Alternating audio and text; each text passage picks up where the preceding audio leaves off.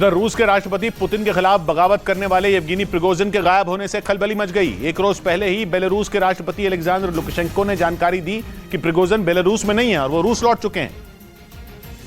हालांकि Wagner chief Yevgeny Prigozhin कहां है, इस पर अभी रहस्य बना हुआ है, क्योंकि अलेक्जेंडर लुकाशेंको के दावे के बाद रूसी सेना की एक स्पेशल टीम ने सेंट पीटर्सबर्ग में प्रिगोजिन के ठिकानों पर छापा मारा। पश्चिमी मीडिया के मुताबिक प्रिगोजिन के एक करीबी का प्राइवेट जेट 2 दिन पहले सेंट पीटर्सबर्ग से मॉस्को के लिए उड़ा और फिर अगले ही दिन उसे रूस के दक्षिण में देखा गया।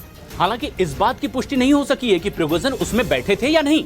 बेलारूस के राष्ट्रपति लुकाशेंको ने भी दावा किया था कि प्रिगोजिन सेंट पीटर्सबर्ग या मॉस्को पहुंच चुके हैं, लेकिन इस बीच नेटो ने भी दावा कर दिया कि उसने गायब हुए वैगनर चीफ येवगेनी प्रिगोजिन की हर हरकत पर नजर गड़ा रखी है।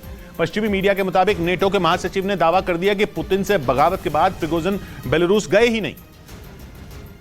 यानी पुतिन के खिलाफ विद्रोह करने के बाद भी वैगनर ग्रुप के मुखिया रूस में ही मौजूद रहे, जबकि ऐसी खबरें सामने आई थी कि वो अपने लड़ाकों के साथ बेलारूस चले गए। बताया गया कि पुतिन से समझौते के तहत वैगनर चीफ येवगेनी प्रिगोजिन ने बेलारूस में पनाह ली थी। बेलारूस के राष्ट्रपति ने यह भी बताया कि प्रिगोजिन एक रोज पहले ही बेलारूस से चले गए थे। ऐसे में सवाल उठता है कि अगर वैगनर चीफ बेलारूस में नहीं है तो वो कहां गए, क्योंकि रूस ने भी उनके बारे में कोई जानकारी होने से इनकार कर दिया। ऐसे में आशंका जताई गई कि वैगनर चीफ कुछ बड़ा करने की तैयारी में जुट गए।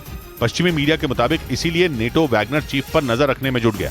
इस बीच ब्रिटेन के मीडिया ने दावा किया कि पुतिन अज़ोव सागर में अपने 8 जंगी जहाजों को भेजने की तैयारी कर रहे हैं। ये जंगी जहाज खतरनाक क्रूज मिसाइलों से भी लैस होंगे, इसीलिए यह आशंका जताई गई कि यूक्रेन पर मिसाइल हमलों की बाढ़ आ सकती है, क्योंकि जंग में अब तक रूस ने कभी भी खतरनाक मिसाइलों से लैस इतने जंगी जहाज अज़ोव सागर में नहीं भेजे और इसीलिए यूक्रेन में इस बात का खौफ बढ़ गया कि जल्द ही उसके कई शहरों पर बड़ा हमला होगा। ब्रिटेन के मीडिया के मुताबिक ये हमला मारियोपोल के तट से हो सकता है, क्योंकि बताया गया कि रूस अपने जंगी जहाजों को अज़ोव सागर में मारियोपोल के तट पर तैनात करने का प्लान बना रहा है। ब्रिटेन के मीडिया के मुताबिक रूस ने कुल 8 जंगी जहाजों में 3 को कलिब्र मिसाइलों से लैस किया है, जिन्हें वो अज़ोव सागर में तैनात करेगा, जो आने वाले दिनों में जंग की तस्वीर बदल सकते हैं।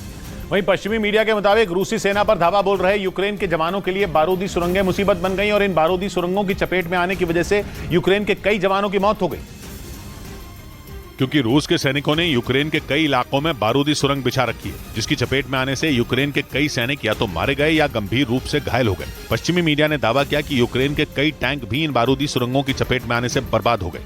पश्चिमी मीडिया के मुताबिक पिछले 7 दिनों में यूक्रेन के 6 से ज्यादा जवान इसकी चपेट में आए हैं, जिसमें 2 सैनिकों की जान बचाने के लिए उनका पैर काटना पड़ा।